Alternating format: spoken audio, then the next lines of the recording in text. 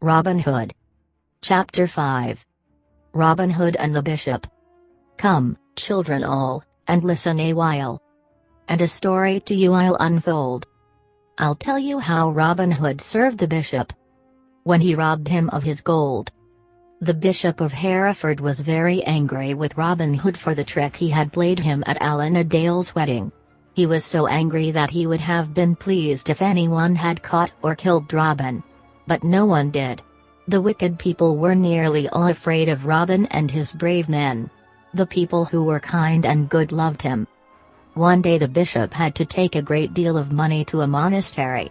A monastery is a large house in which a number of good men live together. In those days, however, the men who lived in the monasteries were not always good. Sometimes they were very wicked indeed. To reach the monastery the bishop had to pass through part of Sherwood Forest.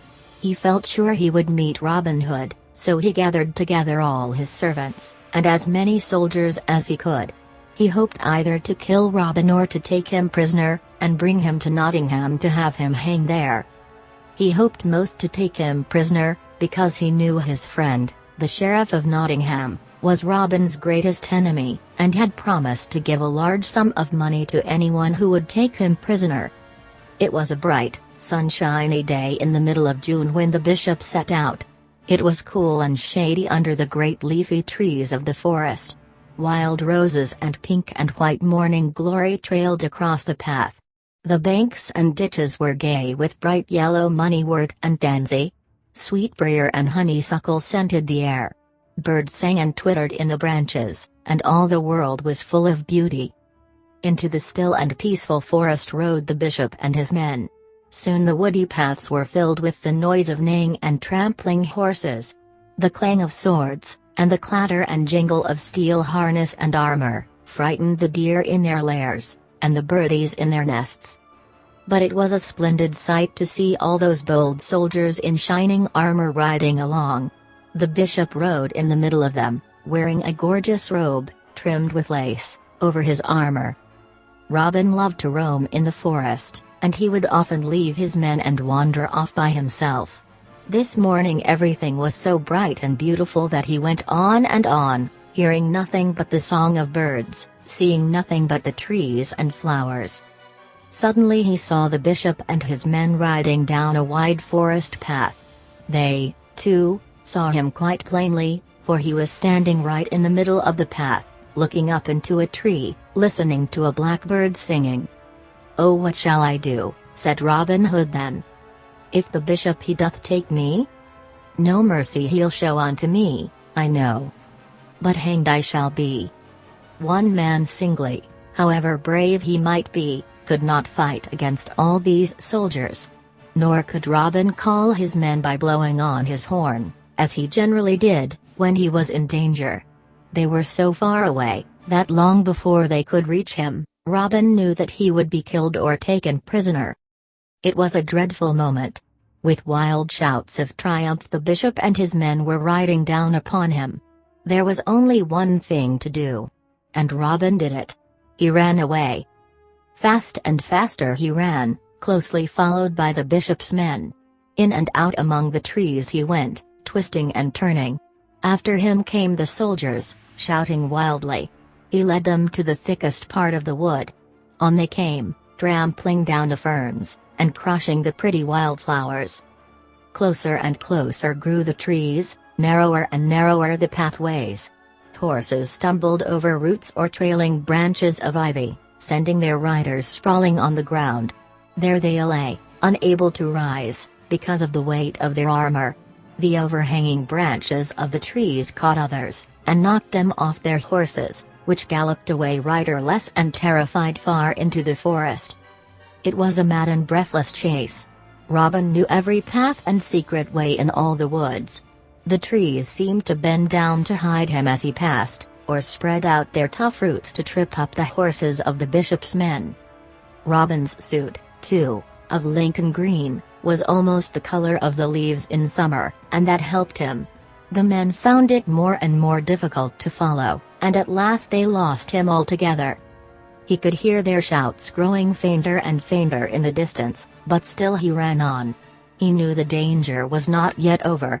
In the very thickest part of the wood he came to an old woman's cottage. He often sent presents to this poor old woman, so he was sure she would help him. Knocking loudly on the door, he called out, "Open, open quickly and let me in." The old woman hobbled to the door and opened it as fast as she could. "Why, who art thou?" said the old woman. "Come tell to me for good. I am an outlaw as many do know. And my name is Robin Hood. And yonder's the bishop and all his men. And if that I taken be, then day and night he'll work me spite. And hanged I shall be." "Come in," said the old woman, plucking him by the sleeve. "Come in quickly." Robin stepped into the house. The old woman shut and bolted the door after him.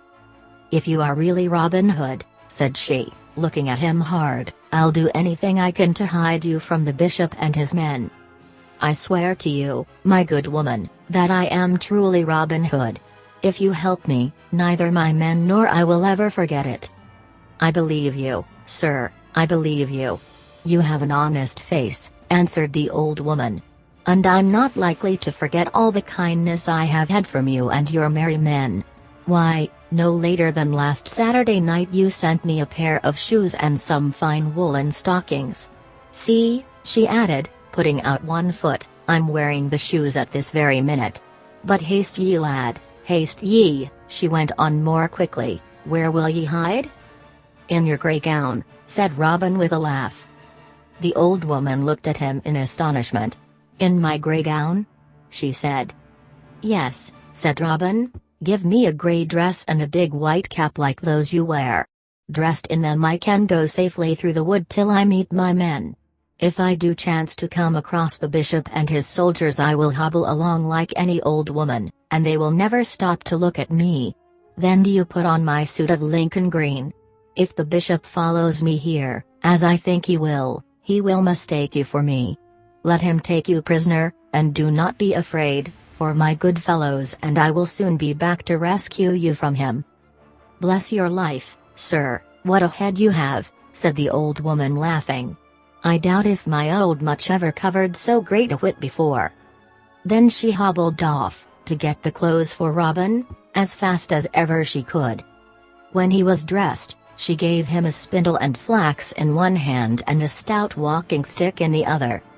And when Robin was so arrayed, he went straight to his company. With his spindle and twine, he oft looked behind for the bishop and his company. Once he met several of the bishop's men who were now scattered through the woods, hunting everywhere for him. But he bent his back and hobbled slowly along like a very old woman, muttering and mumbling to himself till they were out of sight.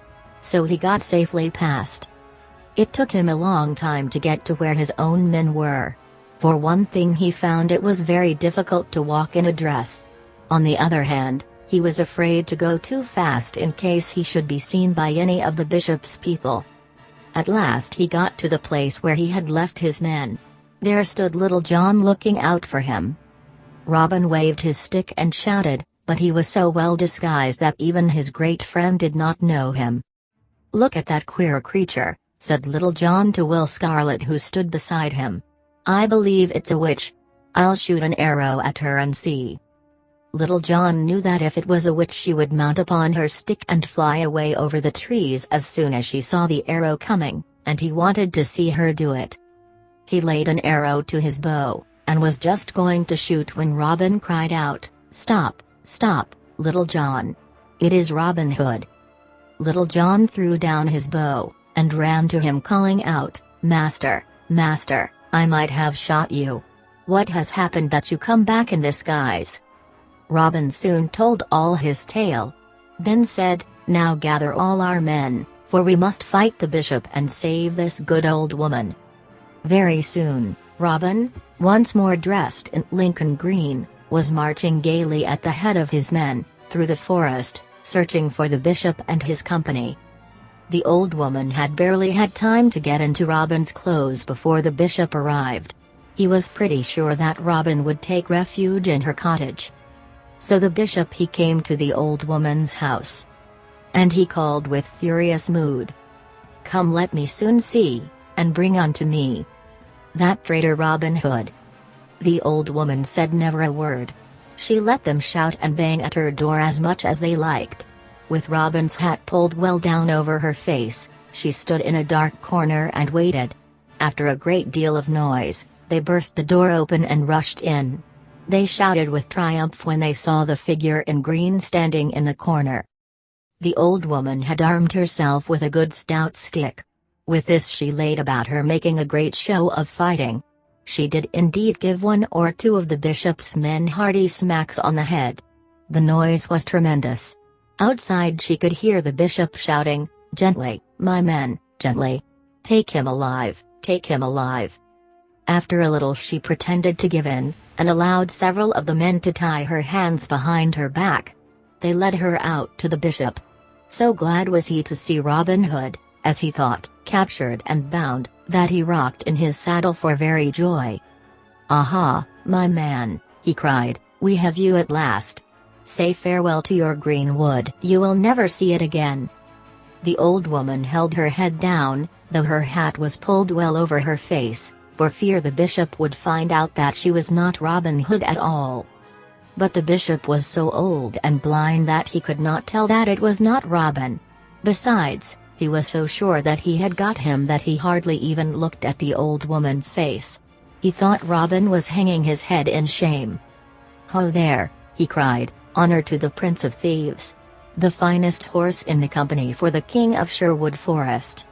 So a milk-white horse, the finest in all the company, was brought forward. 2 men helped the old woman onto it. They tied her on firmly in case she should try to jump off and run away. "He is ugly enough anyhow," said one man, looking at the old woman. "As ugly as sin," said another. "Ah, my children," said the bishop, who heard them, "you see what sin does. This man leads a wicked life, and it has left its mark on his face." When the old woman heard that, she shook with anger. It was so untrue. The bishop thought that Robin was trembling in fear. "Ah, you may well tremble, my man," he said. "The punishment of all your wicked deeds is near." But the old woman never answered a word. "Sound the trumpet," said the bishop, turning to the captain of his soldiers. "Call in all our scattered men, for I would be at St. Mary's Abbey by noon." So the trumpet was sounded, and all the bishop's servants and soldiers gathered together again. Once more they set off, the old woman on her beautiful white horse riding beside the bishop on his dapple grey pony. As they rode along, the bishop laughed and sang for joy. He was so glad that he had taken Robin Hood prisoner. His laughter did not last long, however. For as they were riding the forest along, the bishop chanced to see 100 brave bowmen, stout and strong, stand under the greenwood tree. "Who are these?" said the bishop, "and what man is that who leads them?" Then for the first time the old woman spoke. "Faith," said she, "I think it is a man called Robin Hood." The bishop made his pony stop, and laying a hand on the old woman's reins turned to her with a pale face. "Who are you, then?"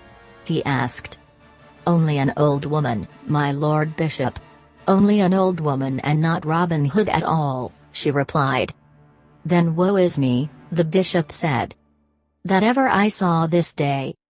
He turned him about, but Robin, so stout, called to him and bid him to stay. "No, my lord bishop," said Robin, taking his hat off and bowing politely. "No, my lord, you cannot go yet. You owe us something for all the trouble you have given us."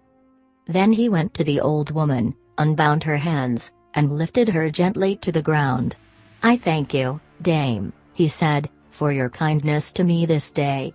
Robin Hood will never forget it. Now you must have more comfortable clothes.